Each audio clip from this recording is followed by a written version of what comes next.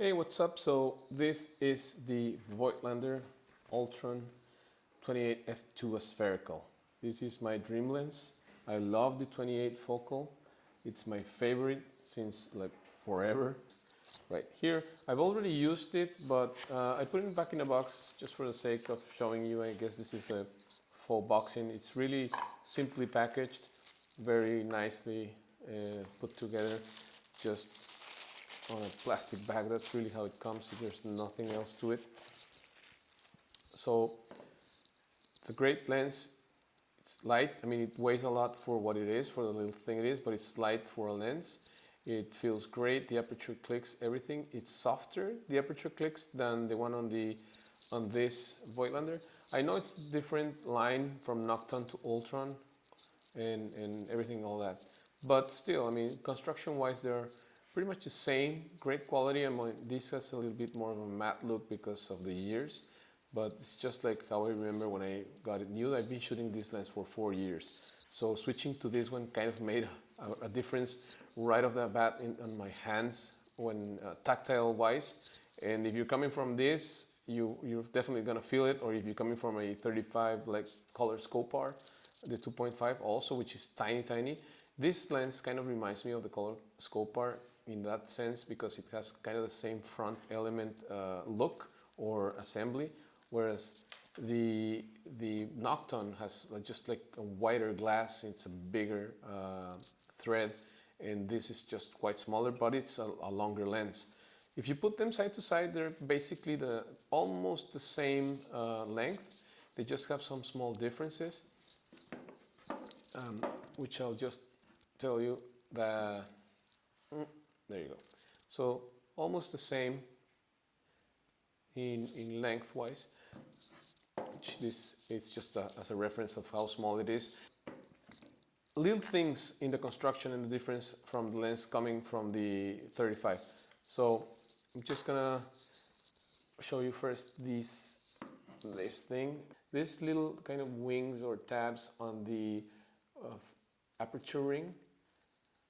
These are great once you grab them, but when in practicality, in use, when you get, sometimes your hand like gets the camera like that and they land your fingers right on the tab. But sometimes you kind of, if you get it like this and you want to find it, sometimes it's just fiddly when you're looking through the viewfinder. And that was not the case with this because the aperture ring has a ridge and no wings, or no tabs, and you can, it's always there. Another thing is that I think the aperture ring clicks on this lens are trying to mimic or imitate the clicks on the Leica lens. They're not as rigid as the 35, but not soft at all. And you can feel them individually, each and every one. But it's pretty easy, not pretty easy. It's easier to, move it around. But other than that, I think they're solid enough. Feels nice.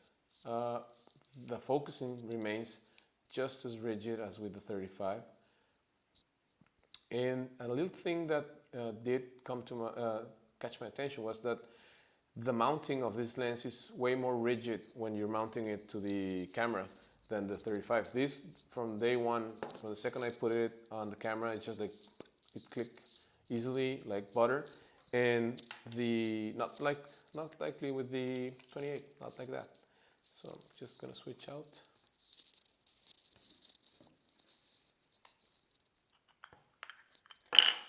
So different marking. I just wanna show you this. The base of the plate, or the mount, it's a little thicker on the 28mm than the Nocton. On the Ultron, it's thicker. You see that? Maybe this is one of the reasons why this lens mounts so rigidly onto the camera.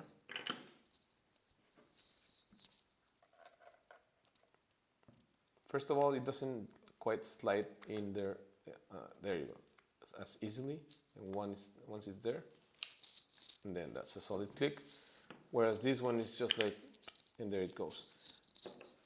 Kind of a different thing. The focusing tab on this 28 is a little larger than on the 35. It's also a welcome change for me. I don't know if other lenses have bigger or smaller tabs. I don't know if the Ultron Type 1 has a smaller tab like the one on the Noctons, but it's quite a difference in this regard. If you can see how much more big the one on the 28 is, I think it's great. Small changes on the lens ring, the solid clicks become softer and the focusing tab is larger, and that's it. So on Monday I'm gonna do some photos with Ari, my friend. She's on screen right now.